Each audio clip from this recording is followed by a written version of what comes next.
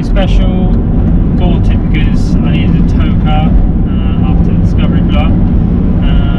So hopefully it's only temporary. So as soon as the Discovery's back on the road, it will be going up for sale. It's very cheap, certainly for a car of this size and capabilities. I mean, these Range Rovers tend to be fairly cheap anyway, just because of the high running costs and maintenance costs and stuff. But this one was about the cheapest in the country that was still at MOT. So went quite a way to go and pick it up. It was about a 6 or 7 hour round trip to go and pick it up. But I made the effort because A, it was the cheapest, pretty much the cheapest in the country, and B,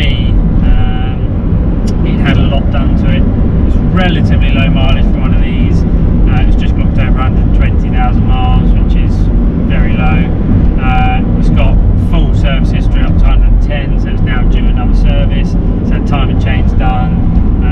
The guy before me had it for 2 years. He was a bit of a Range Rover enthusiast. He had a Range Rover Classic that he was restoring and stuff. So he had sort of, I don't want to use the phrase, but he, you know, if something needed doing, he did it. And you reckon in the past 2 years of ownership, he probably spent about 8 grand on maintenance and upgrades, and quite a lot of that I think probably was upgrades. It's got some quite good stuff on it. It's got, you saw in the last video, I'll put a picture up somewhere around here of the outside of it. It's got Range Rover wheels, 20-inch wheels which have just been refurbished with brand new massive BF Goodrich off-road tyres, which hopefully, as long as they fit, will be going on the Discovery. It's got brand new discs and pads all round. The front calipers have just been fully refurbished, and they are upgraded massive four-pot Brembos, so they stop incredibly well. I'm used to Discovery brakes, which are a bit on the small side for what they are, certainly when you're towing, whereas this with the Brembos is absolutely brilliant. So again, that will hopefully be another addition that will be coming off this and going on the Discovery. I've had a bit of a look online. As far as I can tell, they're the same bolt pattern, so it should fit. It's got LPG. It's had the LPG filler moved, all new pipework put in, new injectors and new evaporator. So it's had lots of work done on that, which is a big positive. It's had a couple of bits done under the bonnet, a couple of pipes replaced and the such like. Nothing major. There's still some stuff needs doing on it. And it had front blower arms. Pretty sure it's had wheel bearings. It's got a stainless steel back box, which personally I don't like, but it sounds okay. You can, it's a little bit louder than standard. It sounds okay, and the main thing is it's not rusty. So I'm not going to go to the effort of changing it just because I don't like the look of it. So that will be staying. Inside is in fairly good condition, certainly for its age. I mean, you've got to think this is 20 years old now, so it's it's had a good life, I think, this one. There's a lot of the common Range Rover faults, although some of the fixes have been done. It's had a new final stage resistor, climate control, so that can cause battery drain. However, the stereo, although it did work when I picked it up, now doesn't work, or works very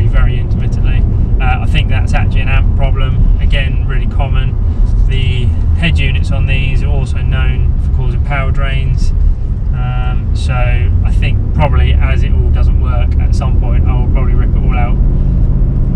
Part of me is tempted to do on my, I had one of these about 5-6 years ago, and on that I 3D printed a holder for a tablet and everything.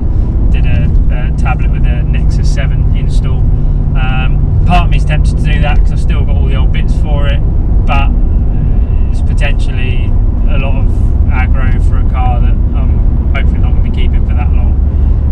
So I don't think I'll bother with that. I'll just find a stereo that fits or something that works and gives me a bit of music. It has got all iPods, cables and stuff like that in it, but they're useless if the stereo itself doesn't work. It's a fairly well kitted one.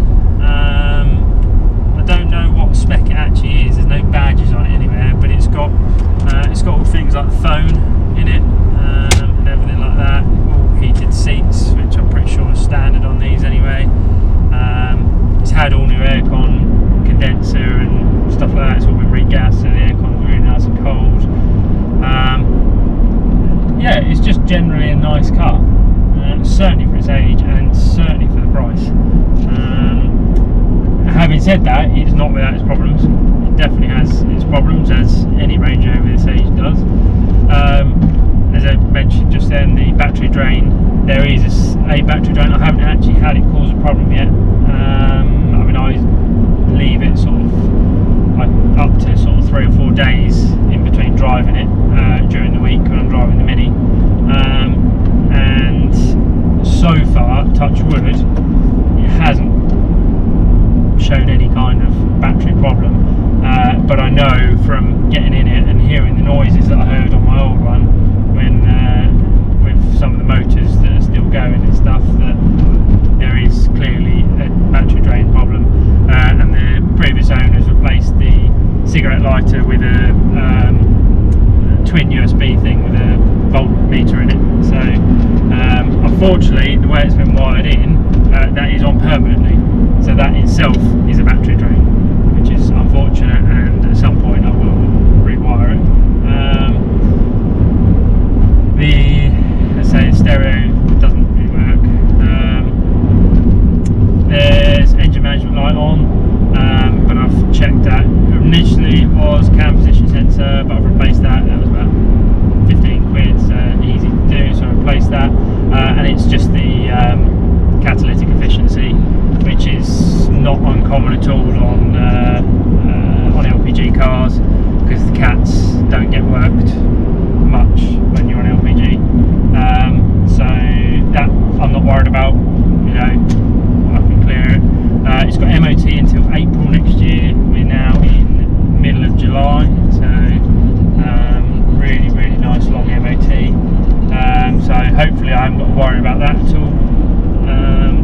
Haven't been underneath it, you know, it looks fairly solid. There's absolutely no rust anywhere on it, which is really good. Unfortunately, the guy did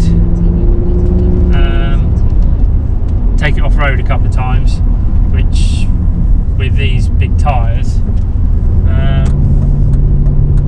I don't know if, I think he said when he fitted these tyres he did lift it, so it is raised slightly using the IRD tool, which luckily I've already got, so that's already proven very useful for this. But I think the tyres have caught the rear arches and bent some of the metalwork down, so I've got to bend that back up, and there's a little bit of the inner wheel arch liner that's just come away. It clips the wheel every now and then, but other than that it seems fine. As you might hear in the video, at slower speeds there's a knock from the suspension. I think that's potentially one of the reasons why the guy was getting rid of it. He'd spent quite a considerable amount of money trying to fix it, with all new arms and the such like, to obviously no avail. So I think it's sort of at the point of he doesn't want to spend any more money on worn. However, if I put a bar on the anti-roll bar, I can get it to make the clunking noise. So I think it needs anti-roll bar mounts. So I've got new bushes for them. Just got to find some time to fit them. The other issue that it has, again, you may have heard it already on the video, I may hear it. I don't know if we're going slow enough, but first gear's got a clunk when cold. So going out of first into second and second into first quite regularly, if you pull up to a roundabout, if the revs aren't very high, it has a clunk as it goes into it. Coupled with that, it slips in reverse. Now, I knew this when I bought it. Again, I think that's probably one of the reasons why it was so cheap. I think he realised this and got a bit scared of it. I've driven my old Range Rover I had 5 years ago. The gearbox went on it, and I had to spend £2.5 grand having the gearbox fully rebuilt, all new torque converter and everything, all new clutch packs and oil pump, everything in it, because someone had bodged it in the past. And all the symptoms I had there were juddering, revs fluctuating, all that sort of stuff. This has none of that. The actual gearbox itself and the changes are really nice and smooth. No fluctuation, no juddering, no rumbling, nothing at all. So overall gearbox condition wise, I think it's in very good condition. However, these do suffer from either failing, I can't remember exactly what solenoid it is, failing reverse solenoid, or cracked valve bodies. So my plan is I need to do a oil and filter change on it anyway. So my plan is to weld the sumps off, pull the valve body off, replace the seals, and just inspect it, make sure there's no obvious cracks in it and stuff, and then put it back together, and hopefully that will work. The reverse problem isn't really too much. It's the sort of problem reading online, people, because it is isolated, people tend to live with it for long periods of time, and just put up with it knowing that it's there, and trying to park in such a way that you're not reversing up a hill. On flat ground, it will reverse absolutely fine. Just if you're trying to reverse up an incline at all, or reversing with a trailer, something like that, then you sometimes have to put it into low range to reverse. So, which is a little bit of a pain. So I do want to try and rectify it, but I'm not worried about it on a gearbox front, because it's a separate issue to the gearbox itself going wrong. I mean, that's not to say that the gearbox isn't going to go wrong at some point. I know these gearboxes are made in chocolate and they are horrendously unreliable, but this one feels solid at the moment. Who knows? Hopefully I won't have it long enough to find out. So yeah, that's it really about the car. There's odd little dinks here and there, but overall the bodywork is actually in very good condition. It's a 20-year-old car. That's what you expect, isn't it? So yeah, it's nice. One thing I will say with regards to if you're looking to get something like this as a cheap tow vehicle, something like that, these are cheaper than the Discoveries. They are also older than the Discoveries. Let's compare auto to auto. The auto in this is a 5-speed, the auto in the Discovery is 6-speed. There's going to be differences there. The 6-speed is going to be a bit better, but it is essentially the same box. The towing wise, towing capacity is exactly the same. Could tow full 3.5 ton. It's great. Tow's lovely. One thing that's made me realise with the Discovery is that the 2.7 is massively underpowered. I was a bit worried going to this because it didn't have the same torque. It's got almost 100 foot-pound less torque than the Discovery has. I was a bit worried it wasn't going to pull the caravan as nice. We've got a big, long twin-axle caravan that the Discovery struggles to pull a little bit. But I was delighted to find that the extra power of the V8, even though it is down a bit on torque, made it effortless. It was like it wasn't even there. It was so nice to tow, just having the power, being able to pull out roundabouts, no problem at all, as I say, as if it wasn't there. And with the gap tool as well, I was a bit nervous about, I bought this a week before I needed to tow the big caravan to Norfolk. So the gap tool allowed me to have live readouts of all of the temperatures in the engine, gearbox, everything like that. And I managed to keep it allowed me to keep an eye on the engine temperature, the radiator temperature, which was actually quite interesting, something I've never really seen before on a car, and gearbox temperature, and then volts, along with other things if I wanted to, but they were the main ones I was concerned about. It was nice to see the oil temperature as I was going would go up a bit and down a bit and up a bit and down a bit. That made me fairly confident that the oil cooler isn't blocked, which is quite a common thing on them, which can then lead to big gearbox problems. So that the fact that regulated its own temperature whilst towing is a very good thing. I also noticed afterwards, after we weren't towing the caravan, I carried on watching the temperatures, and everything remained the same. So it didn't really put any extra load on the car itself towing, which is really nice. Engine temperature, so these are prone to coolant issues because they run such a high temperature and high pressure coolant system. They run a 1.4 bar coolant system, which is about 21-ish psi, really rough maths, which is particularly high for an engine. They don't really, it's a bit high. There are some of the BMWs that run at 2 bar as well. Again, they also suffer the same problems. All of the coolant pipes fittings are plastic, and over time with heat they degrade and they can crack. The expansion bottle is prone to cracking and could cause big problems. That's been replaced on this, so that's good. They can suffer with leaks quite a lot because they run such high pressure in the cooling system, but they've got I want to call it clever, but it's not really that clever, a 2-stage thermostat.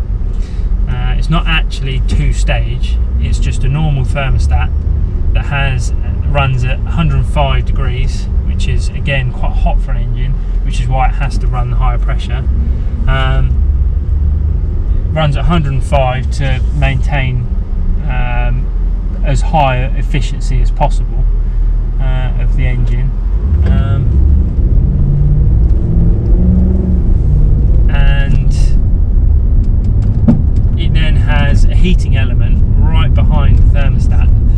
So when you put your foot down, boot it a little bit, it drops that thermostat threshold to a managed 95 degrees, and it's quite interesting using the gap tool to actually watch that happen. So you could see when you were cruising along normally, it'd be between 105 and 108, it'd sit quite happily there, go up and down. The radiator would sit about 45-50 degrees, and as soon as you put your foot down, come up to a hill or overtaking or something like that, it would instantly drop to sort of 96, 97, and then it would maintain that until you were back on cruise. You'd see the rad temp go up a little bit, and yeah, it was just really interesting to see. And again, just reassured me, so it would go, the temperature would go up and down, it would fluctuate, but it would stay at a fairly constant thing. Just sort of proved to me that everything was working as it should. The rad, let's say, on cruise was mostly sat at about 50 degrees, which is nice. It means you're not maxing out the cooling capacity of the car, which is always a worry, certainly when towing. A lot of time, cars that have tow packs factory fitted have to then have upgraded cooling systems, so bigger rads and such like. So that was nice to see and reassuring. So I'm getting more and more confident with it. There's definitely a few gremlins, electrical gremlins, whether or not that's attributed to the battery drain issue or something along them lines. I don't know. Every now and then, so if you drive it, so for instance my drive to work is half an hour, if you drive it, park up, leave it for 2 or 3 minutes and then turn it back on, it will sometimes say engine overheat, which is not. You can read all the sensors, it's sat where it should be, temperature gauge is fine, and you cycle the key off and on again and it's absolutely fine. So I think there is a couple of gremlins with regards to some of the sensors, but I think that as long as it doesn't cause starting or running problems, I think they're just the sort of things you have to put up with. I don't think you'll ever, intermittent problems like that are always the hardest things to diagnose, because you never know where they're coming from, and it's so hard to find. So I think you just have to put up with things like that and accept it. So as I mentioned earlier, this has got LPG, which makes it affordable. Actually, I've now done probably about 600-700 miles in it. This actually is quite considerably cheaper to run than the 2.7 diesel in the Discovery. So the diesel in the Discovery would average about 27 miles per gallon. This will average about 16 most of the time. You can get, on the way back from picking it up, we did manage to get 21 out of it, which is quite good. Around town it will do about 15, which obviously is pretty appalling if you're running it on £1.90 petrol, but I can run it on UK average price of about 80p a litre LPG, which is really, really good, and it's just so much better. The problems occur with, so if anyone's thinking of an LPG car, there are definitely things to consider. One of the major things is LPG runs hotter, so it puts more of a strain on the cooling system, so you need to make sure the cooling system is perfectly up to scratch, otherwise you will cook the engine and it will overheat. The system, this has got a 70 litre tank, but I've filled it up 72 litres a couple of times, so it's about 72 litres. That will just about last me 200 miles, which is which is fine. I do 200 miles a week for work, so I only use this 2 days a week. So it's, it will last me a tank will last me a couple of weeks, which is fine. The biggest problem at the moment, and I'm hoping that it's going to start changing soon, is the availability of LPG. It's gone downhill massively since I had my couple of Range Rovers 5, 6, 7 years ago. It's definitely gone downhill. Unfortunately, the garage at the end of the village where I work used to sell LPG, and they used to sell it at a very good price, and they had loyalty cards and stuff, so I could get it for back then as cheap as, I think if I had maxed out the points on my loyalty card, I could get it down to 45p a litre, which at the time when petrol was still £1.20 odd, you know, that was a huge saving. Nowadays it's a bit more tricky to get, and the price varies a lot depending on where you go. So I filled up on the way back from picking it up, managed to find a station that was 64.9p a litre, so that's a third, less than a third of the cost of diesel, which is, you know, just makes it incredibly cheap to run. Most places tend to hover around the sort of 70 to 80p a litre, so the UK average is about 80p, 79, something like that. Some places are filled up, tend to be more remote places, £1 a litre, which again is still half the price of diesel. And yeah, it does vary a lot. There are some campsites as well which sell it. They tend to be more expensive again, sort of £1.20 a litre. They're worth avoiding if you can.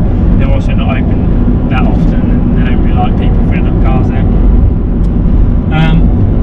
But yeah, the biggest thing is availability. So say the garage at the end of the village used to do it, they now don't, because they've changed from a BP to an SO. I'm trying to find out if they're still going to continue LPG, because it's listed on SO's website now as being an LPG station, albeit it's still, the station isn't finished yet. So I'm trying to find out, because that would be massively handy if it is. If not, unfortunately, my closest one is about 15 miles out of my way, which is annoying. And it makes you have to plan things a lot more, which is unfortunate. So I live in South Bedfordshire, Hertfordshire border, and out of, I think there's 5 LPG stations near me, 2 of them regularly have LPG. The rest of them seem to, their pumps are always closed. Whether or not they've just decided to stop doing it, or they're waiting for parts to repair pumps or something along the lines. They seem to run the pumps not like petrol pumps, where they've always, you know, it's very, up until, you know, we had the fuel shortage, it's very, very rare that fuel pumps don't have fuel. But they seem to run the LPG until the tanks run out and then order some. So regularly LPG pumps are empty and closed. There is quite a few very handy apps. There's an auto gas one and a fill LPG app that are community-based apps that have locations of LPG fill points, including campsites and such like, and they have up-to-date prices and availability as well, and contact numbers and opening times. Really, really helpful. However, being a community-based thing, the information is only as useful as the people that enter it. So I've been to a couple of pumps just on the whim because I needed LPG that said they were closed or didn't have LPG, and they've had LPG, so it's been a bonus. I have been once as well where it said they had LPG and they didn't, which is annoying, but it's just a risk you take, isn't it? I always make sure I update the app to, you know, keep it up to date. There are unfortunately a few people on there that don't really seem to get the hang of it, and some of them have got comment sections where you can write comments. They'll literally just write a comment saying not working, no date, nothing like that. So you look on there and it says it's availability, but it says not working. It's like, well, okay, so you just have to disregard a lot of the comments. but overall, I think LPG is, you know, it's now less of a benefit than what it used to be, definitely, but it's still a benefit. I say it's still cheap to run, even if I have to do sort of 15 miles out the way to fill up with LPG once a week, once every 2 weeks. It still works out cheaper than running diesel, and certainly a lot cheaper than running a 4.4 V8 petrol at 15 miles to the gallon. So it's still worthwhile having. There's also added other bonuses. If you could change it, DVLA tax class to LPG, albeit you only save £10 a year, so it's arguable as to whether or not it's worth the aggro of that. Emissions are basically zero. The emissions are incredibly low. If your car is registered as LPG, it means the MOT test can be done on LPG, and my previous Range Rover was tested on LPG, and its emissions results were basically zero, which for a V8 with knackered cats was massively impressive. Yeah, and you know, without running LPG, realistically, I don't think I'd be able to run something like this. I'd have to stick to the small diesels. Even the V8 diesels, they do similar miles to gallon to this, but you're paying the extra 10p a litre. So yeah, I don't know. It's less of a.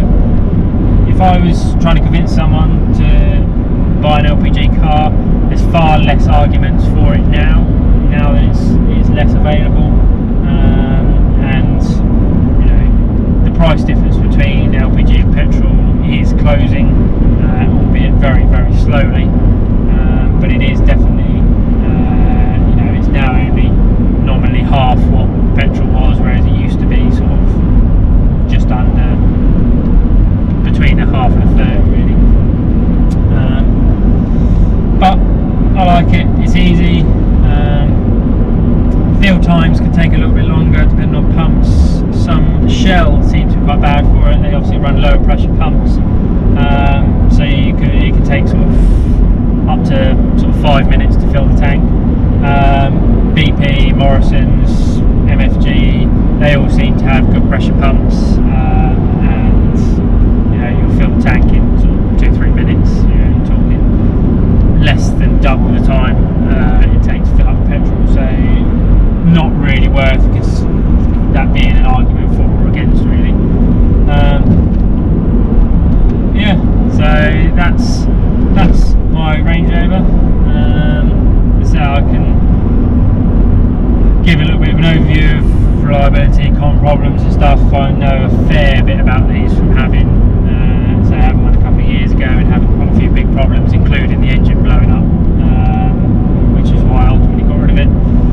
One of the cats unfortunately blocked one bank of the exhaust and melted a cylinder, which was unfortunate, certainly considering I just spent £2.5 having the gearbox refurbished, but such is life.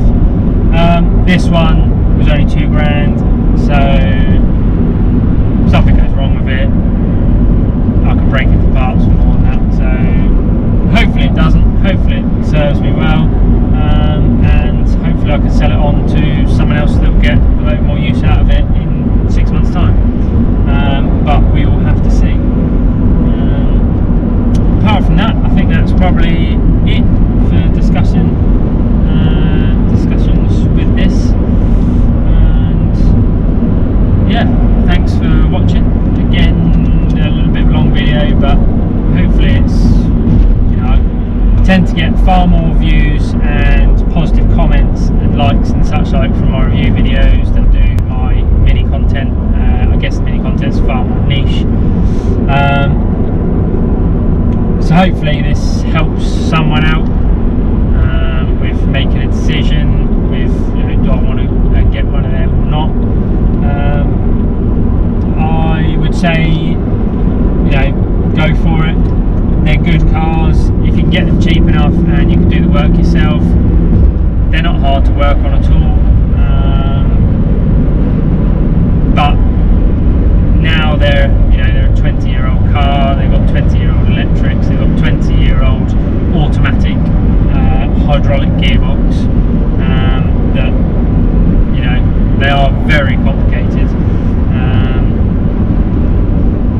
They've arguably got as many moving components in them as an engine, so it's all this sort of stuff. You have to bear in mind. But people break them so often for parts. So second-hand parts are very readily available. New parts are very readily available. And fairly reasonably priced. Say cam position sensor on this was 15 quid. Anti-roll bar bush is 15 quid.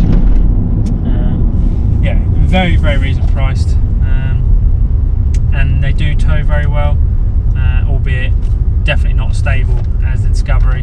The Discovery tows nicer overall. I'll definitely say that. This is a bit wallowy for towing, but it's nice. I like it. It's comfortable, gets me to and from work. It's got lots of nice bits on it. So yeah, I would. For not a lot of money, you can have quite a lot of car as long as you're willing to do some work yourself or accept that it's going to cost a bit of money to maintain. I don't think anything of this age or mileage or size, I don't think it's really any worse than any of them. So yeah, I have a bit of a soft spot for the British stuff. As you can probably tell by my car collection, but yeah, I'd always choose something like this. They're always nice places to be in. There you go, there's first gear job. Yeah, but definitely recommend getting one. And I'm gonna end the video there. Thank you very much for watching. If you've got any comments, questions, anything like that, leave them in the comments section below. Don't forget to give us a like, and hopefully if you like these videos, I've got plenty more, don't forget to subscribe. Thank you very much.